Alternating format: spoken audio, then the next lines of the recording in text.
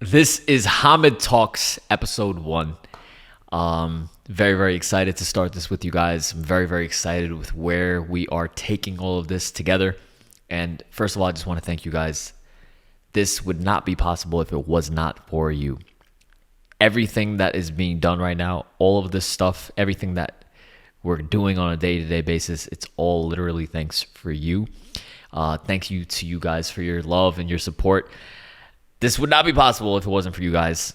Also, I want to thank the man behind the camera, my friend. He's an event planner.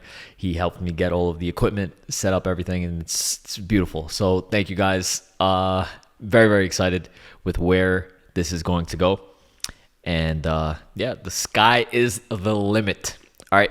So if you don't know me at all right, if you are completely in the dark in who I am, my name is Hamid.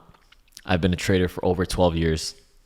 I have given up all of my 20s. I've basically given up any time of leisure, any sort of hanging out, no clubbing, no smoking, no partying, nothing like that. I have given up a lot to basically get to the point where I am today. I'm at a point in life where I am completely financially free. I can go into any store. I could buy any car. I could buy any house. I'm not worried about anything in terms of money. And it's a beautiful feeling. And because I have that feeling at the moment, because I'm in this situation, I want everyone else to be in this situation as well, because it is a very, very attainable thing. I'm not special. I am not a special person at all. I've just worked very, very hard. And I believe that anyone is capable of doing what I'm doing. And basically, the proof is in the pudding. I'm here trying to help. And a lot of people are also very, very successful traders as well, from learning everything that I've been teaching. So everything's working out. And it's a blessing, right? So yeah.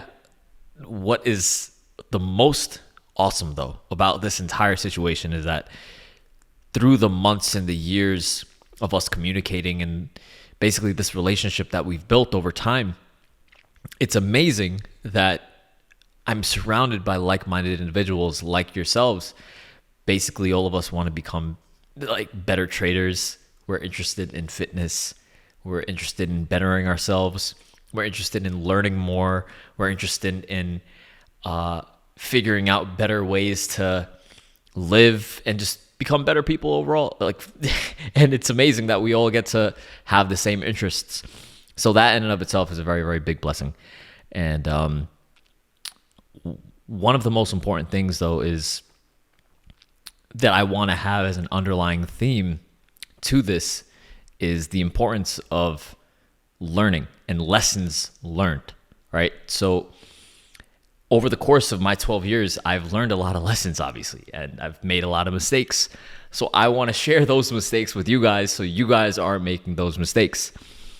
Likewise, I want to learn from other people's mistakes so that I don't make those same mistakes as well.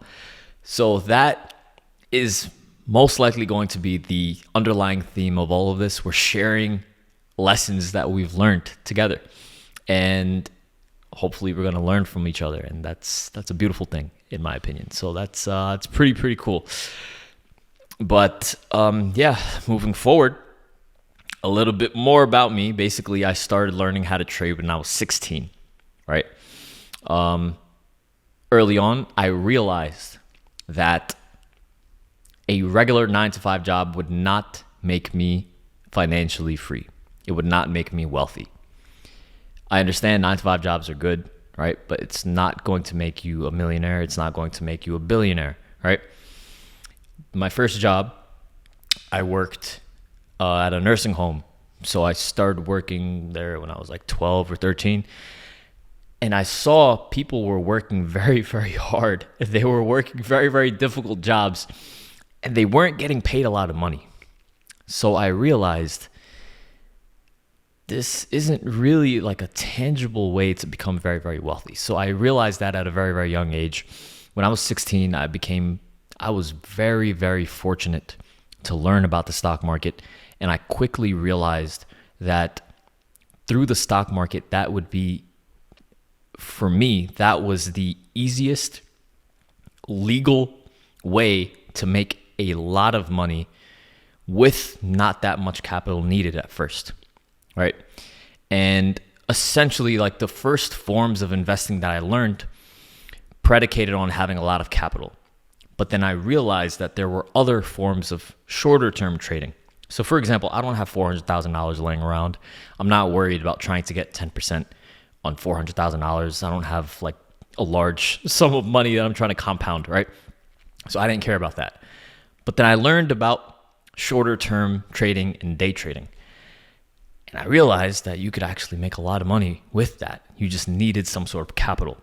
And back then you needed some sort of capital to make a lot of money because there were also a lot of trading fees associated with trading, and it wasn't as easily accessible as it is today. Today, everything's free. Back then, you had to pay, right? So it was way more difficult. So early on, I spent a lot of time paper trading. And then thankfully, I started when I was 16. Within 2 years, thankfully, I learned about crypto. And in my senior year of high school and in my freshman year of college, I was mining Bitcoin and Dogecoin. And I don't know what happened to those computers. but essentially, I was very, very well acclimated in that space at a young age. And it was truly, crypto was my first love in terms of making money, right? But then as an 18-year-old, I made money, cool, but I needed a consistent way of making a lot of money, right? I didn't want to get lucky off of crypto, and I knew that getting lucky like that was not a consistent way of making a lot of money. So I focused completely on technical analysis. I focused literally, I didn't care too much. I mean, obviously I did learn about fundamental analysis. I understood like the basics of economics and accounting, et cetera, et cetera. I understand the balance sheet and all these other things, the nuanced details about the different, understanding how to read the financial papers of companies. Cool. But as a young teenager, I knew that I needed technical analysis because learning technical analysis was the easiest way to make a lot of short-term money. So I learned charting. I looked at technical analysis, different charting patterns, different indicators. I bought into thousands of dollars worth of courses and books. I think over the course of my entire journey, I've lost close to $300,000. And I've obviously learned a lot of lessons through that time as well. I've realized the mistakes that I've made. I don't want you guys to make those same mistakes. And, it worked out really, really well. So the most important thing, right? One of the most important things is obviously you can, like, I tangibly have lost a lot of money, right? One thing that I think a lot of people, have a hard time understanding is dealing with pain when it comes to losing money, right? So I just said that I lost like close to $300,000. I know exactly how it feels to be super, super sad, to be super, super depressed, to feel like you'll never be able to get any of your money back. Say, for example, you just started a $50,000 account and you're already down $20,000 within a few months. It feels like you'll never be able to regain that money back. You feel like you want to quit. You're down to $30,000.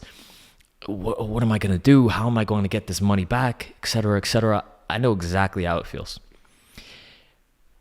But what I'm telling you is that the people that can continue to push, regardless of how bad and how tough and how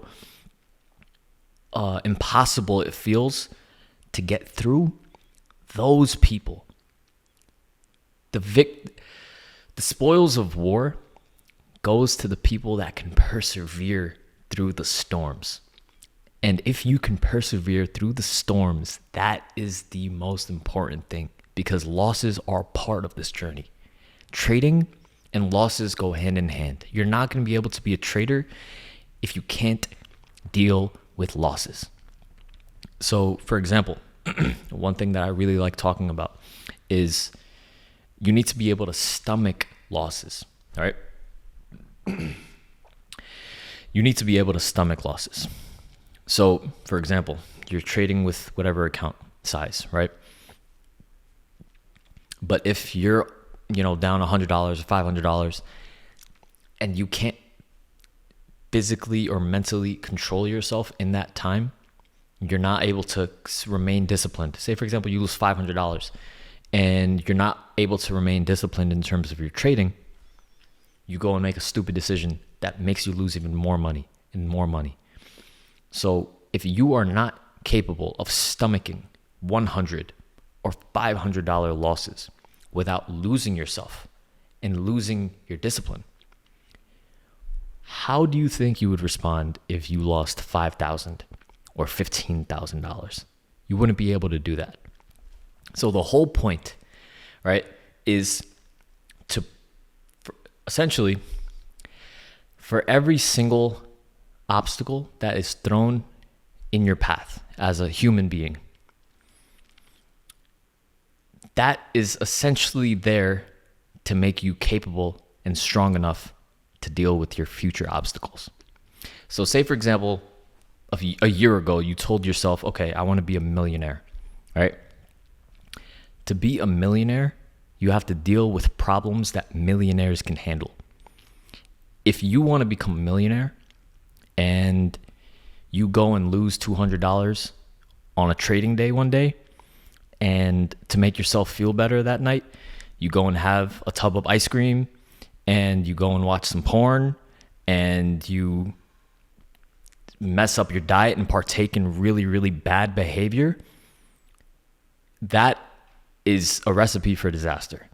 You need to basically turn into the person that is capable of losing that money, staying straight as an arrow, and making sure that you don't lose discipline in that moment. That's the fun part. And, so I think before we start talking about numbers and before we start talking about really like making money, et cetera, I think the most important thing to talk about is the mindset. You need to have an iron-clad mindset. Your mindset needs to be very, very strong. What I mean by mindset, so you need to have a lot of self-belief and confidence. Your level of self-belief and confidence has to almost be delusional. You need to be very, very extremely self-confident and, have belief. So, for example, if you're going into an interview or if you're going into a test, something like that, something very, very stressful, right? You're going to go and you're going to have like a final, for example, you're going to feel stressed out about it. You're going to go for a job interview. Makes sense. You're going to feel a little worried about it, right? Makes sense. But if you're going to feel something, if no matter what, as a human, you're going to enter into something and you're going to feel something, why not feel indestructible? It sounds weird. Why not feel like you're invincible? Or why not feel like whatever you're doing is going to work out? Why not have that confidence approaching anything that you're doing? If you do that, you permeate that energy to everything that you're doing and you work with more confidence. If you're telling yourself this is going to work out, what do you have to lose doing this? You don't have anything to lose. You're listening to someone that has made a lot of money and is tangibly telling you something that has worked for me, right? This is what's worked for me. I just told myself that regardless of whatever I was doing, I was telling myself really, really crazy stuff, how confident and how I was very, very delusional as a teenager. And before I even made $1, And I'm saying it all worked out. You just have to have faith, and you need to believe, and you need to be confident that whatever you're working on, it's going to work out. But you need to also be working. You can't just have blind faith without work, right? You need both. But that's the thing. You need to have a very, very strong mindset. You need to be very confident, and you need to have a lot of belief that whatever you're working on is going to work out. That's number one. That's the first step towards anything. You need to have unwavering faith that whatever you're working on, it's going to work out. All right. Everything else is secondary. If you can get that, you're good. The other thing, we were touching about this earlier, is you cannot accept losses as the final chapter of your trading journey. All right. Losses are a part of the journey. You have to accept them. You have to embrace them. Whatever losses that you feel, be thankful for them, because I believe that you're only put through situations that you're capable of handling. God only puts people through situations that they're able to handle. So whatever problem that arises, any situation that you're having trouble with dealing in your life, that was made as a test to make you strong enough to deal with who you want to be in the future. So say, for example, you want to be rich. You're going to have to go through a lot of stress and obstacles, emotional, financial, social, health related. You're going to have to go through a lot of obstacles, but take that as success tax. If you want to become rich, you have to pay some success tax. And success tax comes in the form of things that you don't want to deal with, and things that make you uncomfortable, that make you sad, basically anything that you don't want to deal with. But if you can persevere, if you can be resilient, if you can remain disciplined and keep pushing forward, if you can maintain that faith, that even in the worst times, if when things are the worst, and you can tell yourself, regardless of what's happening, I know in the end it's going to work out. I'm just going to keep on working. People that can do that end up being the greatest of all time. All right. Any person that you know that is the greatest of all time in any field, they've gone through so much failure. For example, it took Thomas Edison over 1,000 tries before making a light bulb. Can you imagine how many hours and days and weeks? This was back when Thomas Edison was around. They didn't have computers. They didn't have a crazy amount of technology. There was nothing that made his work faster. He wasted days, weeks, months to try to make things work, and eventually got lucky making the light bulb. Quote unquote lucky, right? Dr. Seuss's first book was rejected by 27 editors. Albert Einstein wasn't able to speak until he was 4 years old, and his teachers said he wouldn't amount to much. Oprah Winfrey was kicked off of television because they said Oprah Winfrey was kicked off of television because they said she wasn't fit for show business. How wrong was everybody? Everybody was wrong, right? But those people themselves knew in their heart that regardless of whatever anyone else was saying, it was going to work out. They had the resilience, they had the self-confidence, they had the belief that whatever obstacle, whatever was going on in the outside world, they knew in themselves that whatever was happening, it was all going to work out in the end. And it did. They definitely got the last laugh, right? And it's the same concept for trading, right? If you approach trading and losses in the same way, you're going to realize that in the reality of trading, mistakes happen, right? You're going to have to deal with mistakes. You must go through pain. You have to go through extreme amounts of pain. If you can't deal with small amounts of losses, you're not ever going to become rich enough to deal with those larger losses. If you're worried about $500 or $1,000 losses, how are you going to financially bring yourself to a point where you have a $500,000 account? What do you think the losses are like on a $500,000 account? Much bigger than $500 and $1,000. So treat every single loss as a stepping stone to build you into the person capable of handling more pressure. That's truly it. That's really it in a nutshell. But now what I'm saying, it's all fluff and it's all la la. But how you do this is discipline. All right. So like Mike Tyson says, discipline is doing what you hate to do, but doing it like you love it. So you need to do what you hate to do and do it like you love it. That's discipline, regardless of how you feel, regardless of how it feels to have like having a $50,000 loss, guys. I promise you, you don't feel like doing anything. You don't feel like getting up out of bed. You don't feel like doing what's right for you. You would much rather try to find something to, drown out the pain. You would much rather get drunk. You would much rather go do drugs or like your diet would be messed up. A whole bunch of other stuff.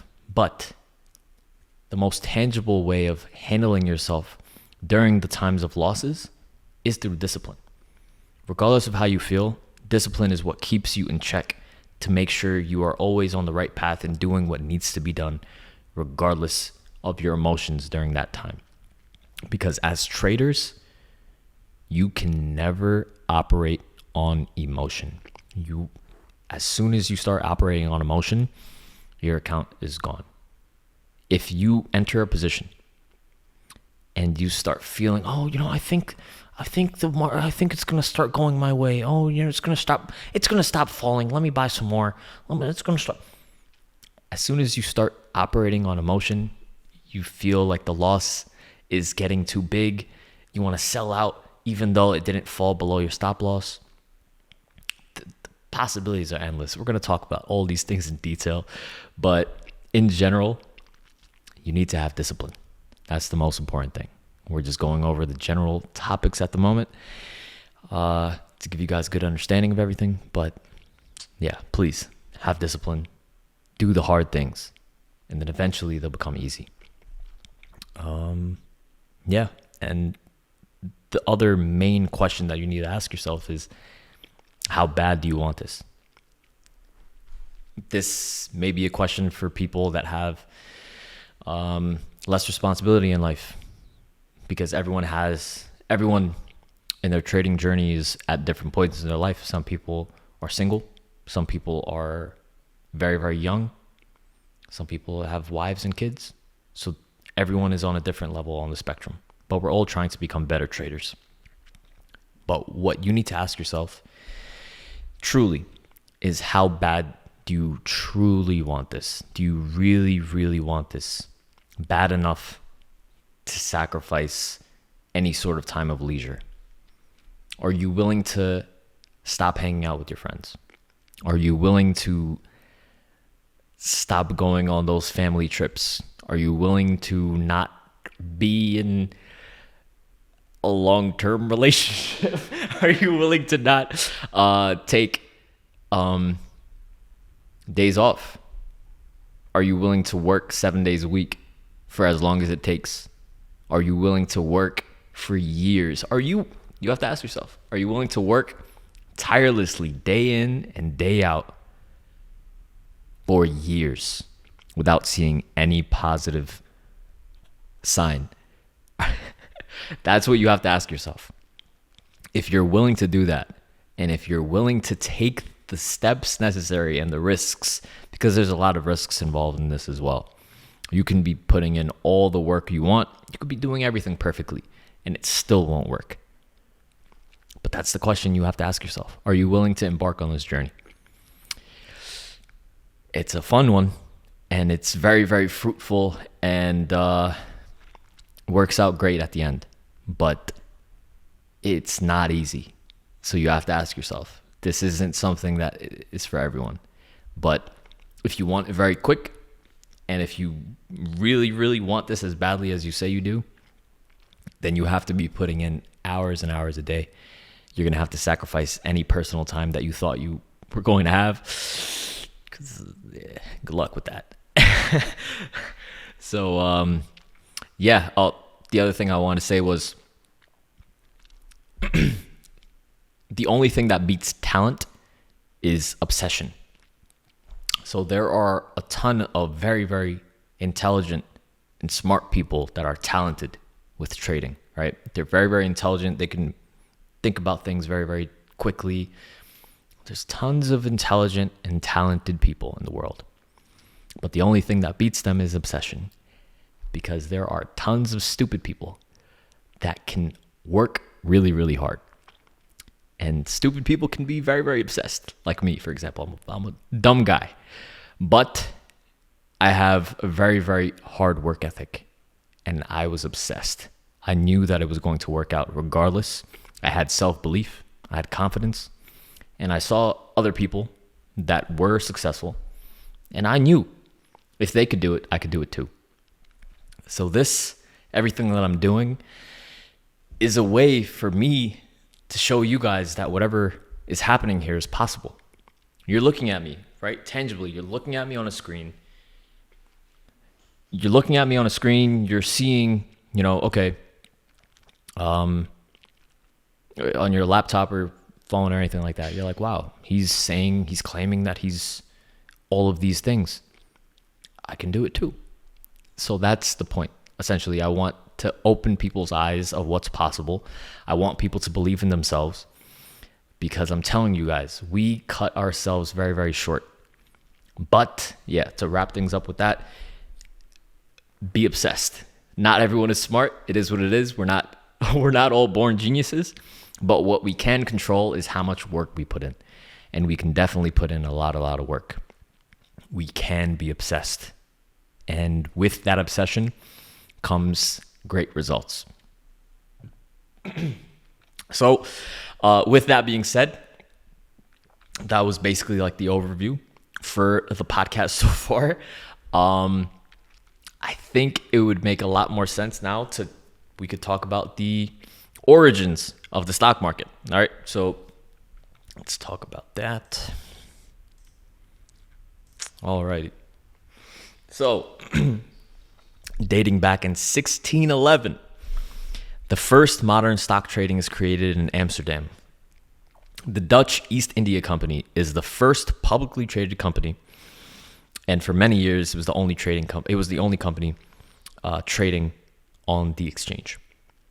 Late 1700s, a small group of merchants made the Buttonwood Trade Agreement. The men met daily to buy and sell stocks and bonds, a practice that eventually came to form the New York Stock Exchange. In 1896, the Dow Jones Industrial Average is created. It initially had 12 components that were mainly industrial companies. In 1929, the U.S. stock market crashes after the decade-long roaring 20s. In 1923, the early version of the S&P 500 is created. It begins by tracking 90 stocks in 1926. Then in 1971, trading begins on another U.S. stock exchange, the National Association of Securities Dealers Automated Quotations, otherwise known as the NASDAQ. So let's just stop here. So we went from 1611 to 1971. From 1611 to 1900, first of all, like the amount of technology that these guys had back then was little to none. There were no computers like we have right now. There was no technology. There was no laptops. They had to melt ink.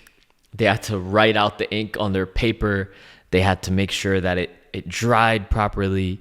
They had to fold it in a way to make sure that the ink did not smudge, etc. Once they closed the letter, they had to melt some wax on the letter as well. And then if everything worked out well, they could mail that to someone. It would take days potentially to get to the destination, and maybe even weeks potentially. And that's how they made money. That's how it happened back then. So if that's how it started, and if that's how people back in the day made money, what's to say that we can't? We could make a crap ton of money, So it's like we should have that. We should look at history and tell ourselves, these guys were making money. We have everything. In 1969, we went to the moon. They're saying that we have more processing power in our phones than NASA did sending a space shuttle to the moon. So we have a lot of technology at our fingertips. It's all a matter of our mindset and how we implement and use that technology. That's the main thing. So, 1971, the NASDAQ was created. And then 2001, obviously the financial crisis. And then 2008, stock market crashes after the boom and bust of the housing market. So we've basically gone over how the stock market began, how terrible trading execution on trades was very, very timely. Obviously, it took a long time for trades to be made.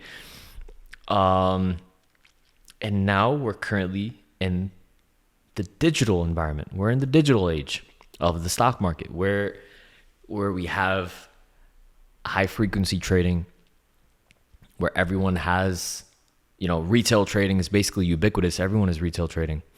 Everyone's a retail trader. Everyone has Robinhood downloaded. Everyone's heard of Robinhood. Everyone's heard of Bitcoin. Everyone wants to trade stocks. We have all of the technology at our fingertips. Fast computers, fast phones, fast internet. Everything is digitalized now. Even the trading, you could do it very, very quickly. The average person has everything at their fingertips. So now it's a matter of who can put it all together and make the best use out of it. So at the moment, today, right? So we just talked about the history of the stock market. 2022, what does the stock market and everything mean, right? So we're obviously in a very, very high inflationary environment, right? The market internationally is worth tens of trillions of dollars. All right.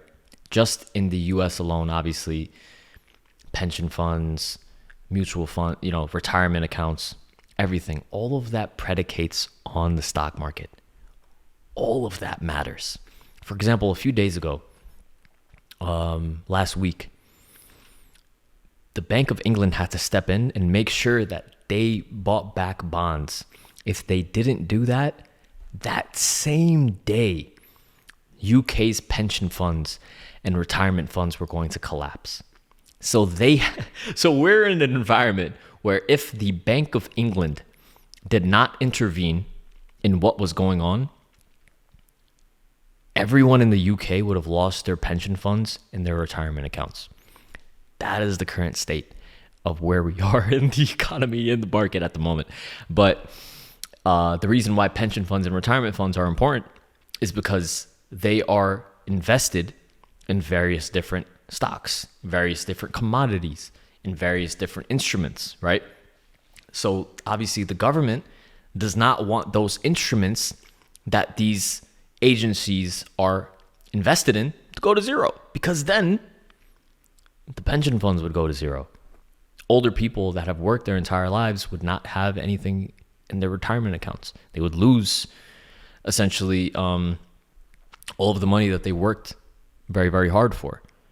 And obviously governments don't want that to happen. We've printed out trillions of dollars. Quantitative easing has caused a dramatic shift in the weakening of currency, right? That's what's caused the inflationary environment. For example, credit card spending is at an all-time high. We're at a point where the cost of goods is way more expensive than the average person can afford to pay for. That's why credit card spending is at an all-time high. For example, back in the day, $4 used to buy us an entire week's worth of groceries. Now it can barely buy you a coffee, right? So this is also this transition of what is wrong with the modern day environment. That is what caused crypto to also come about. So Bitcoin initially started off as an anti-inflationary asset. All right. The initial developers of Bitcoin realized that the US dollar and the currencies in general were easily manipulated by governments and by the banks, etc., where they could just print money and just print an endless amount of money. And that would basically cause an issue with the currency overall, because you could see that the power of the dollar has drastically reduced. Like I was just saying, $4 would have bought you an entire week's worth of groceries. But in today's environment, you could barely get a coffee. So crypto, for example, if you're not familiar with what I mean by anti-inflationary, basically Bitcoin. So say, for example, you have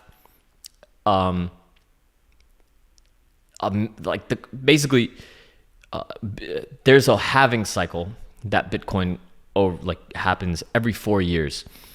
The supply that's given to rewards as miners gets cut in half. And the reason for that is because they want to cut down supply. So there's two things, supply and demand. If you cut the supply down, that means that the demand of the remaining supply goes up. So for example, we could talk about hot dogs. Say, for example, there's 1 million hot dogs left in the world, and we take 500,000 of them and just throw them in the garbage or in the water or something. Those remaining 500,000 hot dogs, the value of those hot dogs just went up. So the same concept for Bitcoin. Bitcoin has an inbuilt anti-inflationary hedge where every 4 years they're cutting the supply. They're basically cutting the amount of hot dogs that they're giving people, right? So that is their way of combating the system and the current market environment. And it makes sense, right? That's why crypto ended up booming, because in essence, Bitcoin has tangible uses. And then we can talk about the various different tangible uses that blockchain technology has as a whole. We could get very, very nerdy with this stuff, because blockchain technology as a whole has dozens of very, very good use case examples for the real world. Blockchain technology can track delivery data to make delivering packages so much more easier. Blockchain technology can be used for security purposes. It can be used for so many different things. We can talk about that endlessly, and it's really, really cool. Also, it enables super, super fast transaction speeds. So as like the modern banking industry, it takes a really long time to wire a lot of money. But with crypto, with blockchain technology, everything is very, very quick. So, that's why a lot of central banks are now looking towards getting a digital currency for central banks. So that's why we're going to see a lot of countries now. I think the dollar is going to be something that can be digitized. We see China digitizes a lot of money. Many people, there's various different apps where everything is done on those apps: payments, buying and selling, marketplaces, texting. All of those things are centralized. So we can take, we could take from the good things that China is doing, and we can see that there are tangible ways that we can make the economy and transactions more proficient. So blockchain technology can really, really solve that. But yeah, at the moment, in our lifetime, we're probably going to get hit really, really hard because one of these generations is going to have to deal with the repercussions of all of this quantitative easing. So probably within the next decade, maybe decade or two, we will probably get hit with a very major correction or something, some sort of recession where it will tangibly affect people's lives. So in the past recessions that we had, it wasn't as bad as a depression. That's what I think can end up happening, basically, a depression. And that's what a lot of people are expecting to happen. But not anytime soon, hopefully not. But yeah, definitely not. Definitely very, very tough market environment at the moment. A very, very high inflationary environment. Things are basically literally teetering on the brink of destruction, as we saw with the Bank of England a few weeks ago, or last week. So things are getting very interesting, but we're headed in the right direction. We have very, very intelligent people working on the proper things. And yeah, I think, one step at a time, we have to just make use of what we have. And yeah, I think now that you guys understand how the market started, now you guys understand where we are today in the market, I think that gives us a good, tangible foundation for the podcast moving forward. And I think now is a good time to segue into question and answers. Do we have some questions that we want to go over? Yeah, we got a couple of them, right? Yeah. All right. So the first one is, how much money should you start up with for trading? All right. So this is a very, very sort of a loaded question. So the number one thing that you need to make sure before you even begin trading is you need to make sure that you have your finances set. You need to make sure that you have your bills paid, and you need to make sure that whatever you're trading with, you are 100% okay with losing all of it. That's the number one thing. All right. Once you've gotten over that, and once you've realized, like, okay, I can afford to lose 1,000. I don't think it makes sense to really start with anything less than $1,000, because with options trading specifically, you want to be able to take multiple trades. And with a cash account on your brokerage, with $1,000, you can make 5 different $200 trades daily. So with a normal Robinhood margin account, you're only allowed to make 3 day trades per 5 business days if you have less than 25,000. But with a cash account, you can start with $1,000, or you could start with any amount of money, but you can make as many trades as your buying power allows. So say, for example, you have $2,000, you can make 10 $200 trades. So to answer your question, at least $1,000, $2,000. I think that would be a good place to start, at least. Yeah, I think that does it. Yeah. And we got a question from Dawn F. Nice. Asks, what is your strategy and technical analysis that you use for swing trading? All right. So the question is, what is your strategy and technical analysis that you use for swing trading? All right. That is another very loaded question, Don. Thank you for the question, Don. What is the strategy that you use for swing trading and technical analysis? All right. So there's 2 main ways that you can go about basically trading. And there's 2 main ways that you can go about entering swing trades. Number 1, you can wait for the price to come to a major level of support, right? So if you see that a major level of support, using your trend lines and support and resistance, you can see that, for example, on Apple, 150 is major support. As it comes down to that level, you know that it bounces, right? So you can simply wait for a stock to get to a level of support, and then you could buy it. Or you can wait for the stock to break above a major level of resistance, and then you can buy it from there as well. So there's two tangible ways of buying, and then you can also use the same logic to go short and to buy puts. So for example, you see that a stock has trouble crossing above a level of resistance. Once you hit that level of resistance, you can buy puts. Another way is if the market and the stock is falling below support, you can also buy puts. So you can buy calls on two different ways and buy puts on two different ways. Very, very tangible, safe ways of trading for that. But at the moment, obviously, the easiest thing to do is currently, because we're in a bear market, and unless something really, really drastic changes, the easiest trades to make are going short. So it's buying puts at resistance and buying puts as support breaks. Those are the two easiest trades to make at the moment. Yeah, I think. Yep. Why do you only use the 1 minute chart? The question is, why do you only use the 1 minute chart? So I only use the 1 minute chart on my day trading or my scalps.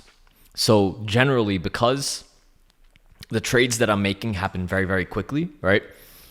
I only try to focus on the 1 minute chart. Obviously, it works to have, you need to understand where the overall momentum for the day is going. You need to understand the daily levels. You need to understand, okay, are we very, very bearish on a daily candle? Are we bearish on a weekly candle? Cool. Then you start looking at it on smaller time frames. You have to look at the 4 hour, the 15 minute, the 5 minute. Once you have all of that data, for me personally, the easiest thing to do is, once I understand the overall trajectory of the larger time frames, I look at the 1 minute because that gives the most data in the shortest amount of time. A green 5 minute candle, two green 5 minute candles can look identical on a 5 minute chart. But when you zoom in on a 1 minute chart, they tell a completely different story. So especially with scalps and especially with day trades, looking at the 1 minute chart is very, very beneficial because you can make money much quicker and you're able to react much faster based off of the movement on a 1 minute chart. So yeah, that's why I look at the 1 minute. What indicators do you use? Question was, what indicators do you use? So the three main indicators that so it's one indicator, but this is 100%, you need to have this on your chart, because large funds, institutions, they all use this. You need to have the 10, the 50, and the 200 simple moving averages. Once you put those three simple moving averages, I also like having the VWAP. I like using Fibonacci retracements. I like having the RSI, the Bollinger Bands, and the MACD with the settings 3, 10, 16.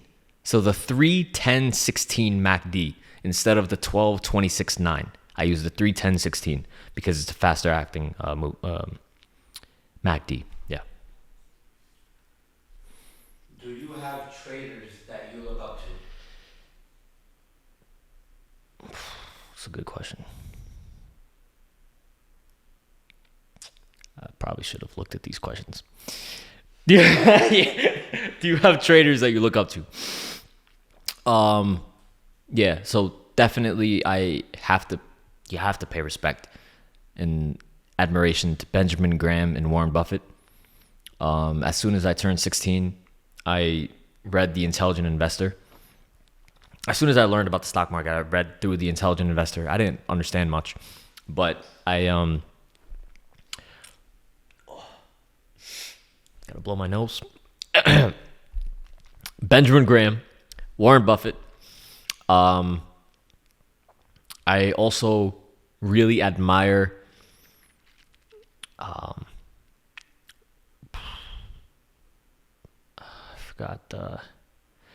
obviously I really like Ray Dalio, and I also like Raoul Pal.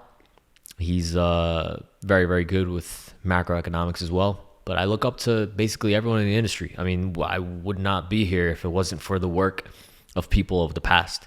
So I'm always trying to learn. I'm always trying to better myself. And these people have been following the markets longer than I've been alive. So, there's so many people that we can learn from. There's a lot of people. And I definitely those four. That's a funny one. Will you ever cut your hair? Will I ever cut my hair? I should answer this. So essentially, you have to understand. No, yeah, I don't think so. Maybe we'll see. But I really like the hair. It complements my physique well.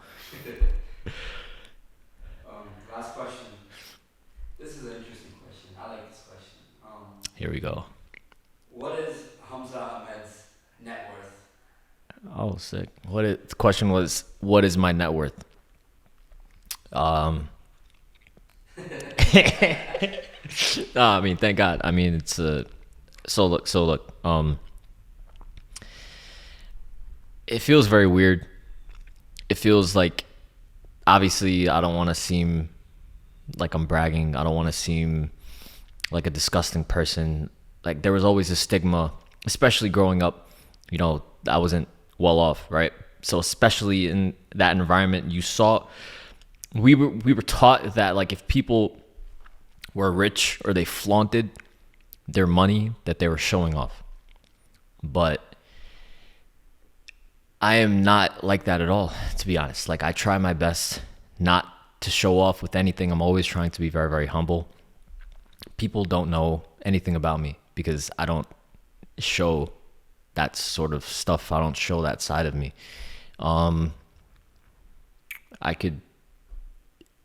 my net worth, obviously I'm worth a few, obviously, right? But that's beyond the point. But I'm trying to get to, obviously, way more than just a few, right? I want to get to, within 5 years, I think I could be worth over 100. But yeah, I mean, at the moment, it's still working out pretty well. So yeah, that's that. Do we have any other questions? That was the last question. That was the last question. My net worth. All right. Yeah. Yeah. My net worth is, thank God. But yeah, hopefully it's. Thank you. But yeah, hopefully it gets better, and we're on this journey together. At the end of the day, like, my goal for this is I want you guys to become better traders than I am, and that's 100% possible. If I'm doing this, if someone like me is capable of doing this, I promise you guys are capable of doing even better. So hopefully, we're going to continue on with this. This was really, really fun. I was not expecting it to go this smoothly.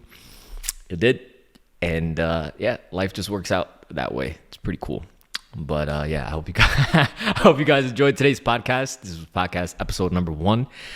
And the title of the podcast is Why I'm Doing This. So I think the reason why I'm doing this is because I want to help.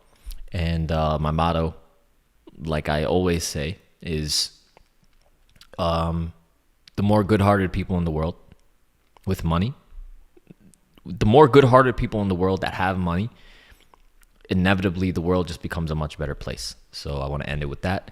That's why I'm doing this. We're doing a pretty good job. And yeah, sky's the limit. Take care. I'll see you guys later.